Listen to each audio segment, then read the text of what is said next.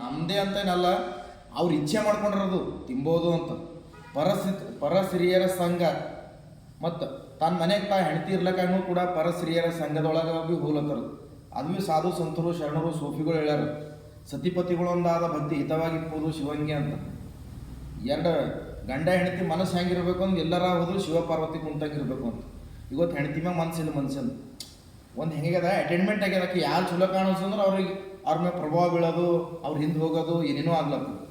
ಅದಕ್ಕೆ ಈ ಈ ಈ ಸಮಾಜ ಶುದ್ಧ ಮಾಡ್ಲಿಕ್ಕೆ ಪ್ರತಿಯೊಬ್ಬರು ಸೋಫಿಗಳು ಸಂತರು ಎಲ್ಲರೂ ಬಂದರು.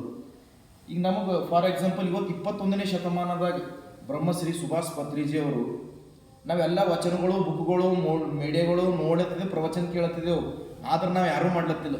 ನಾವು ಎಂತೆಂಥ ಕಳ್ಳೂರಿ ತೊಗೊಂಡು ಕಾರ್ಯಕ್ರಮ ಮಾಡ್ಲತ್ತೇವೆ ಅಂದ್ರೆ ಅವ ತಲೆ ಹೊಡೆದು ರಾಜಕೀಯದ ಎಲ್ಲ ಸುಲ್ಕೊಂಡು ಬಂದ್ವಿ. ನಮ್ಮ ಸ್ಟೇಜ್ ಮೇಲೆ ಕುಂತು ಅದೇ ಹೇಳ್ತಾನೆ, ಬರೀ ಅದು ಮಾಡಬಾರ್ದು ಇದು ಮಾಡಬಾರ್ದು ಅಂತ. ಅವ ಮಾಡೋದು ಒಂದು 100 ಪಾಪ ಅದ, ಮತ್ತು ಅವ್ರಿಗಿಂತ ದೊಡ್ಡ ಕಳ್ಳೂರು ನಾವು ಅವನಿಗೆ ಹೋಗಿ ಕೂಡಿಸ್ತೇವೆ. ಹಂಗೆ ನಮ್ಮ ಸುಭಾಷ್ ಪತ್ರಿಜಿ ಅವರು ಏನು ಮಾಡ್ಯಾರ ಅಂದ್ರೆ ಮೆಡಿಟೇಷನ್ ಮೂಲಕ ಪ್ರತಿಯೊಂದು ಒಳಗೆ ನಮ್ಮ ಒಳಗೆ ಏನೇನು ಕಾಮ ಕ್ರೋಧ ಮದ ಮತ್ಸಹರಗಳು ಸುಡುವಂಥ ಶಕ್ತಿ ಅದರೊಳಗೆ ಅಂದ್ರೆ ಮೆಡಿಟೇಷನ್ದಾಗ. ಇವತ್ತು ಜಗತ್ತಿನ ಫಸ್ಟ್ ಎಲ್ಲಕ್ಕಿಂತ ಗ್ರೇಟ್ ಒಳ್ಳೆ ಸತ್ಸಂಗ ಮತ್ತು ಮೆಡಿಟೇಷನ್ ಇಷ್ಟು ಪವರ್ ಬೆಳಕಿಗೆ ತಂದಾರ, ತರದಲ್ಲದೆ ಮತ್ತು ಬೆಳಕಿಗೆ ತಂದಾರ. ಇವತ್ತು ಎಷ್ಟೋ ಮಂದಿ ಮಾಂಸಾಹಾರಿ ತಿಂಬೋರಿಗೆಲ್ಲ ಅನ್ನೋದಂದ್ರೆ ಸಸ್ಯಾಹಾರ್ಯ ಕಲಿಸ್ಯಾರ.